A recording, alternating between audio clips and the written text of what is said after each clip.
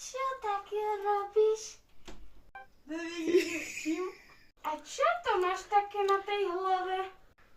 More, mám hovno na hlave.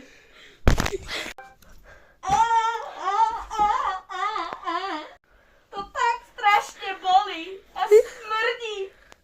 To čo si prvom po mne hodila? To prečo? Ja to strašne bolí a smrdí to. Hovno, ale vidíš, že sú chlapci hovno. Túto čarovnú fixovku, krásne žlutú, ja proklínam za kapibaru. Ešte raz. O pár sekúnd neskôr.